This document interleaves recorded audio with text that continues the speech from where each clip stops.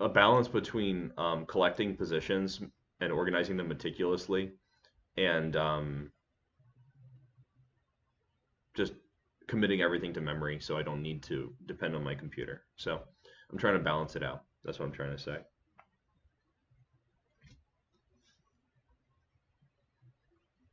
Metal Eagle, are you in the Chess Players Made Better Discord? All right, so they had to block with the rook. And now this looks a lot like a Zugzwang. So I'm going to play rook f7, intending to switch sides. I'm going to come over here and try to checkmate them like that. The precise way, though, I'm not sure. I think that I will have some benefit from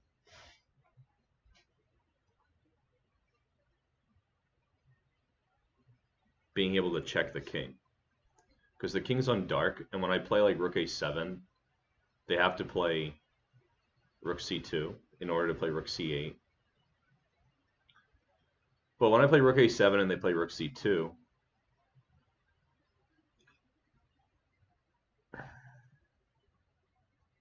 I could play rook a8, rook c8, rook a7. If they play rook c1, maybe that's not right. What's the idea here? It could be to pass the turn. This might be one of those positions where I have to force them to go on the third rank somehow. But how do I do it? That seems a little too abstract. It's like beyond my understanding right now. So I'll just try to calculate it, I guess. The reason I'm not playing like bishop e6 or bishop c6 is because they have just rook d2 check. However, maybe that's not totally in line. I do feel that rook a7 should be the move though. So let me try rook a7.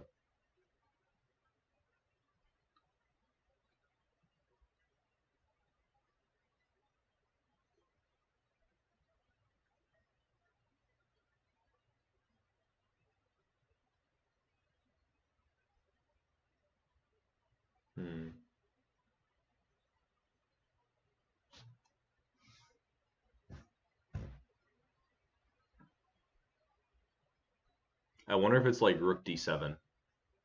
Rook d7, king e8.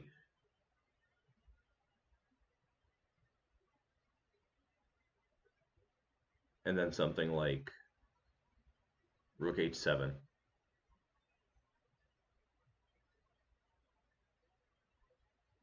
No, that's not right, because they would play king f8, rook h8, king g7.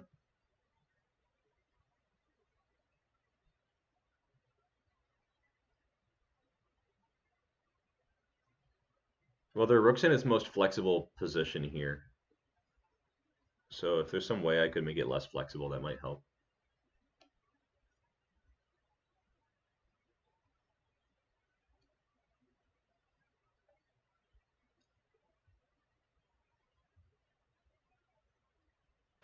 How do I make them go on the third rank? If they're on the third rank, they can't defend everything.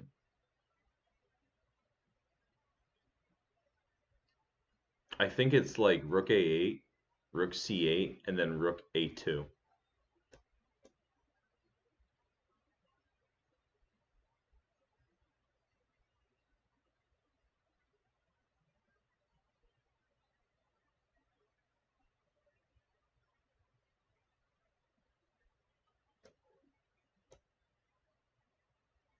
Oh, but this is annoying because now they put their rook back on c7, and this is just like before, but reflected. Okay, so I'm gonna admit defeat on that one. So I messed up. So here, I'm confident that rook f8, rook e8, rook f7, rook e2 is the way. Rook a7 might be incorrect, but I still have a strong feeling that it's true.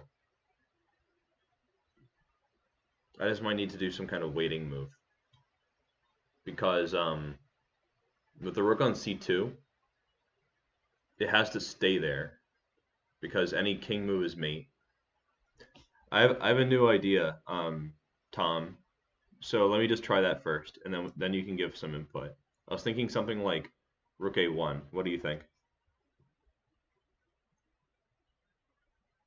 I guess they still have rook c7, so that's not. It's definitely not that. So what do you think? Because I'm not getting this one. It seems pretty tough.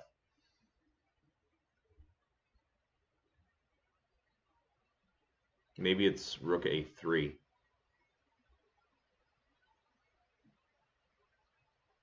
I just like how this rook has very few squares. Oh, okay. What manual are you using, Tom? I'm happy to hear what you have to say.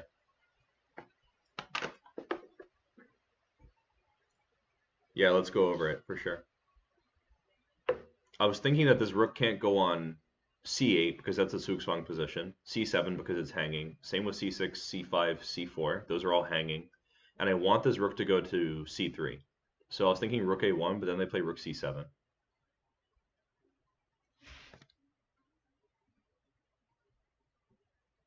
Bogdan versus Konkowski is what you're saying is a similar position.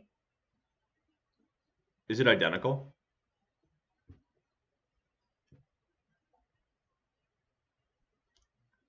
Do you have a PDF of this? Is it in Polish? It's kind of interesting.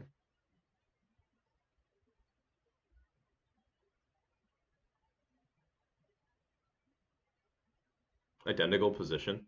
Interesting. Guvenkart says that the engine mates in 23. Yeah, but once you have the winning idea, I'm sure that it's just like you transpose to a 14 move rook and king checkmate or something.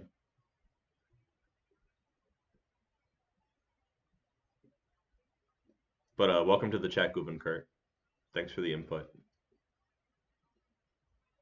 I wonder if it's a bishop move. Maybe my assumption that it has to be a rook move was bad, because I need to keep c7 under control. It could be bishop b3, but then bishop b3, rook d2, I don't see the point. No, I don't want to know the move yet. I just want to understand the idea. And it looks like Just Teacher Tom has a primer open and can give us some insight. The idea might be bishop e4, actually. Because if we can stab this rook and make it go somewhere, that might be the right idea.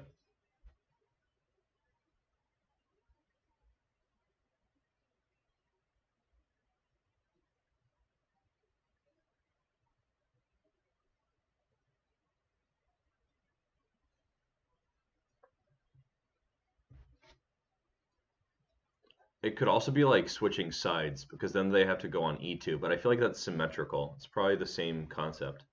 The only thing that's different is this side of the board is wider.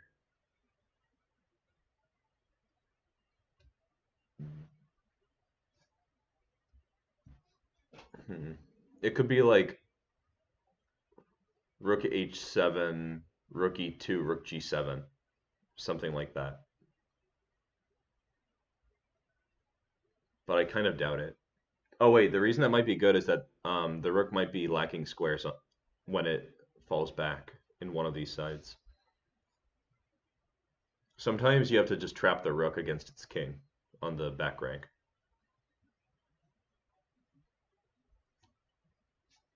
Guvenkart, what move is the engine suggesting? What do you think? Just one move. Okay, sounds good regarding the analysis. Gabby the Swine. I hope I parsed that name correctly, but welcome to the chat. Thanks for following. We're analyzing a very interesting endgame. This is winning for white, but it's super hard to find how. Rook f7. So after rook f7, they're forced to play rook e2, right? And then maybe play bishop e6, but then there's just rook d2. So rook f7, rook e2, and then rook g7 as a waiting move. Yeah, I see. You gave the same idea. And after rook g7, what's the reasoning? Oh, because then they have to go on e1 or e3. That makes a lot of sense. So, good find.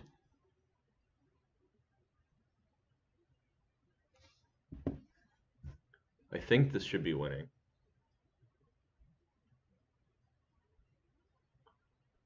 They have to go to e1 and then we play rook g3. Is that the right idea?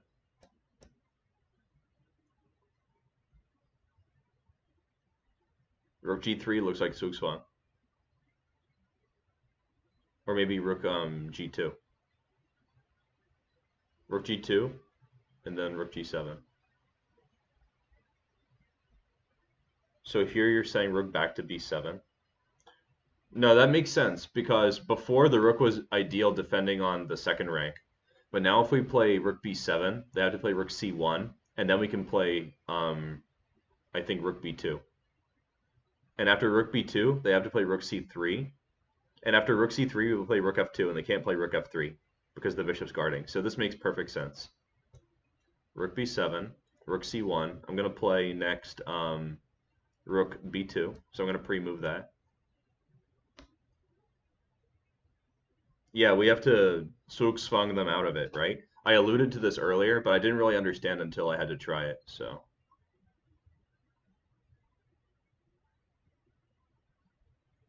I only watch Overway says, cover your face when you're streaming.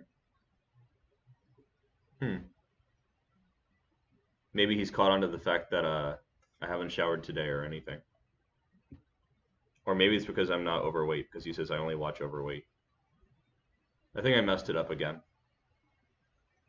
Back to meet in 22, so probably it's rook b3. But I thought that, oh yeah, it's because I can play rook c7. So Gabby the Swine asked if I did just play a tournament in New Jersey. Yeah, that's true. I played New Jersey Championship. I did okay. And I lost a position like this as black.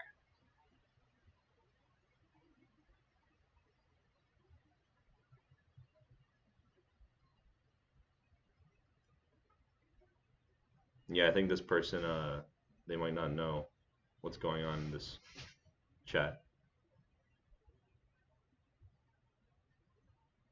Let's see.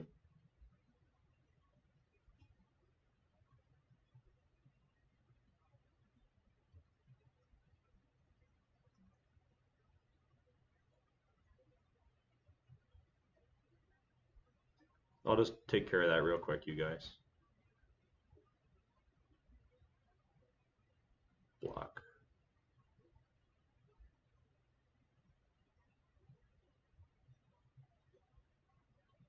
Gabby the Swine, you met me there? Is that true? I know that we're on the internet, so it might be tricky to reveal your true identity, but you can join the Discord and we can talk there if you want.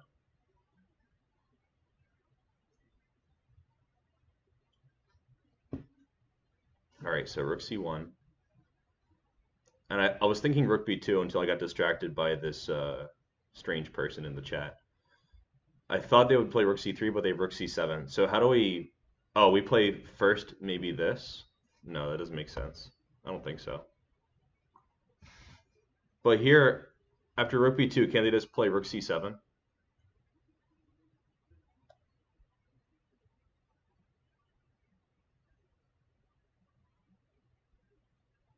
Like here, if I play rook b2, they play rook c7. Isn't that still they're defending? It doesn't look winning yet. So what else could we try here to both prevent rook c7 and force rook c3?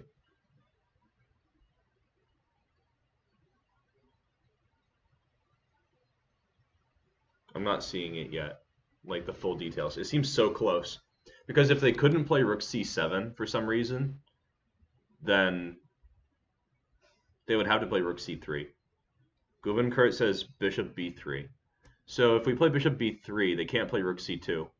Oh, and they also can't play rook d1 check. That's very interesting. So the reason I wasn't able to get this is because I was assuming that I had to move my rook. So that was a poor assumption. But bishop b3 looks like it's lights out, because after rook c3, we're going to switch sides. Because if they take the bishop, we'll still checkmate on the back rank. Very interesting. All right, so I think here I have to play probably just any rook move, like rook f7 just for fun. No, that's too close to them. So rook g7. Hold on, maybe I'm being hasty here. 1 second. But anyone who's just coming in, welcome to the chat. Feel free to say hello and give your input slash feedback slash how you feel today slash whatever. Okay. So now I think it's just rook g7. They have to play rook e3 now.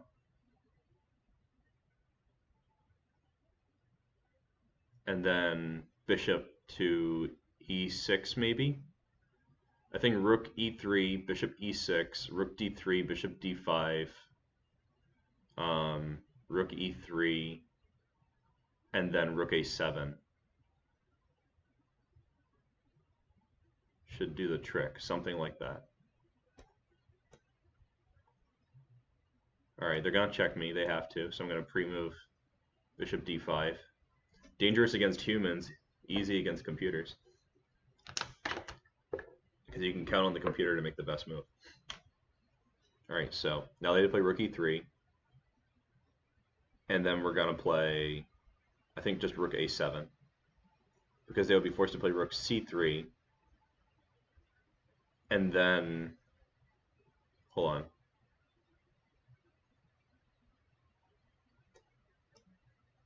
rook c3, and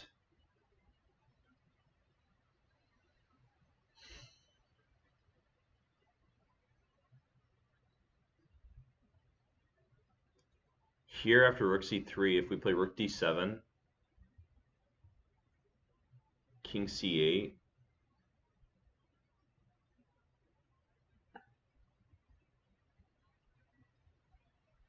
and then rook to g7.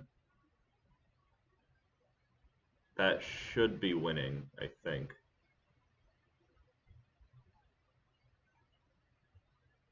No, it's not winning. They play king b8. So I'm going to try it again. I'll go back to g7.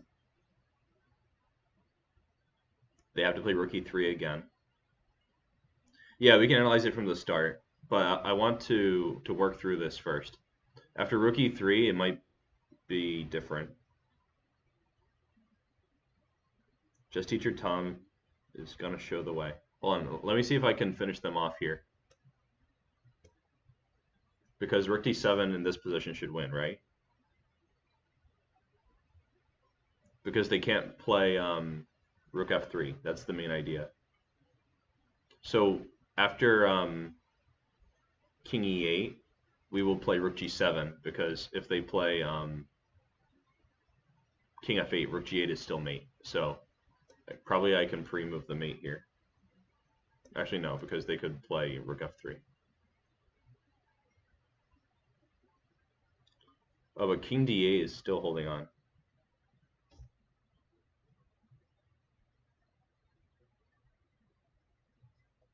Are you having supper right now, Tom?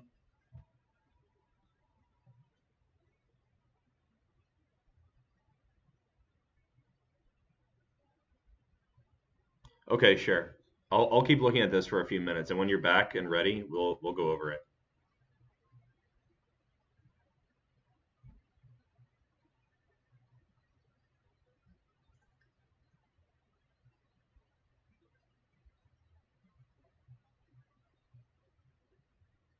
Did I mess up again?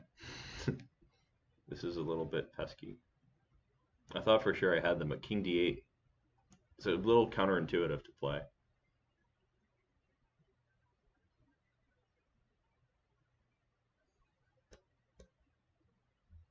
Probably rook e8, rook g2, rook e1. It's just a draw. So I don't think that's right. Could this possibly be wrong? Help me, I'm suffering here. I can't calculate it. What's going on? I thought rook d7 would win. Maybe rook g7 was off. So I had rook d7, king e8, and then rook g7 seemed perfectly legit.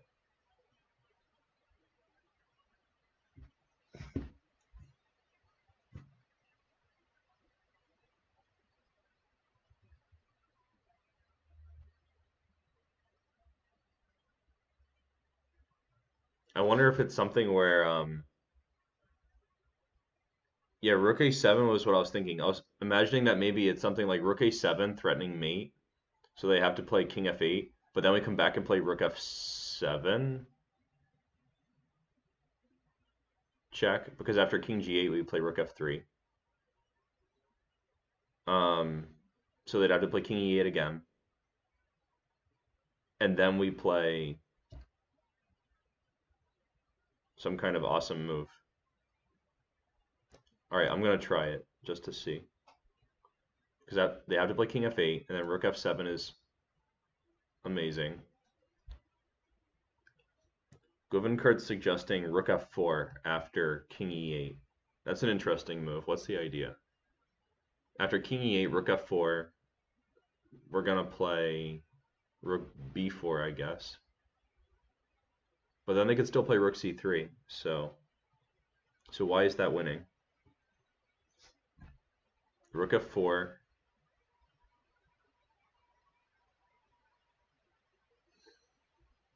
I'm not grasping it, so I'm not going to play it until I understand. Rook f4. Like, what if they play king d8 there? True. It might be a Zugzwang. It almost definitely has to be. That's the only way you can win this endgame without them blundering. So, after rook f4, what could it be? What could it be now? Maybe I want to play rook f4 and then rook g4. Because that's a lot like a Zugzwang. Aha, that was it. So instead of directly playing rook g7, it was better to attack from far away with rook f4. And that's why it was a Zugzwang. Because there was a threat of switching to the queen side and the threat of rook g8. So that was very nice. And now we'll see if I can checkmate with a rook.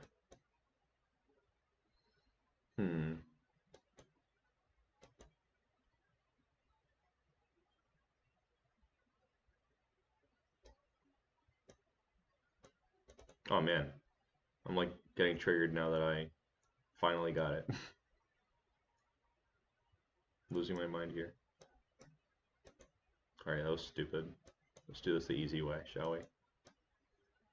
Trying to get fancy. Alright, got him. That was a very interesting moment, this rook f4 thing. It took so long. It took me 34 moves. If I mess this up, almost definitely it'll be a 50 move draw. So don't resign, kids. All right, let's get this giant checkmate out of the way.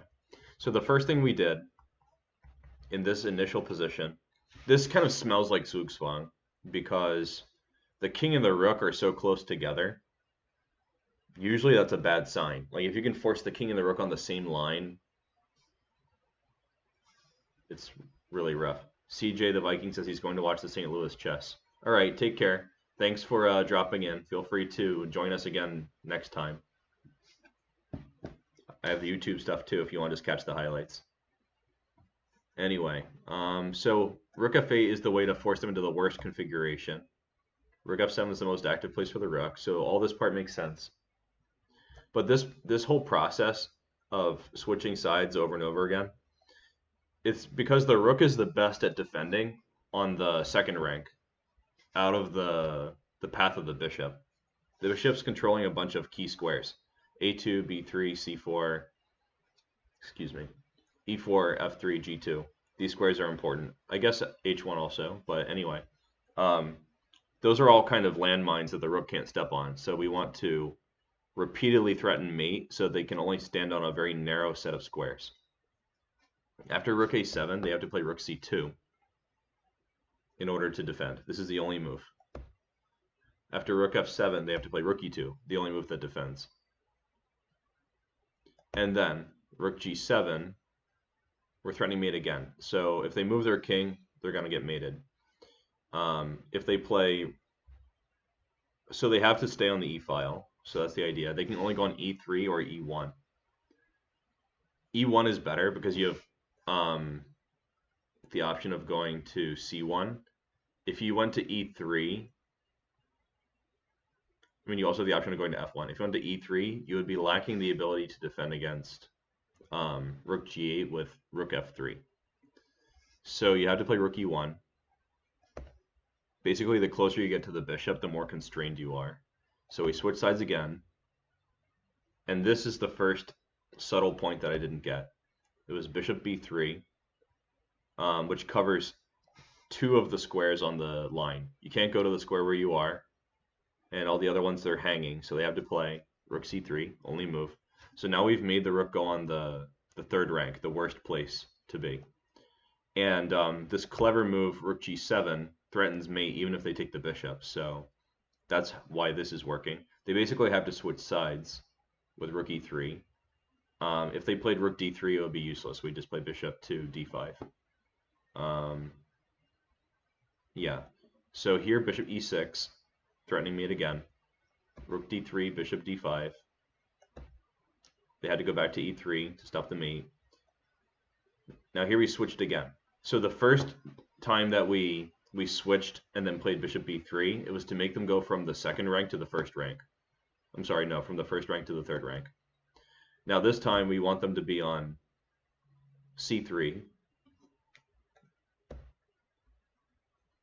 and force them back to e3 so that we can play rook d7 and create a new mating net.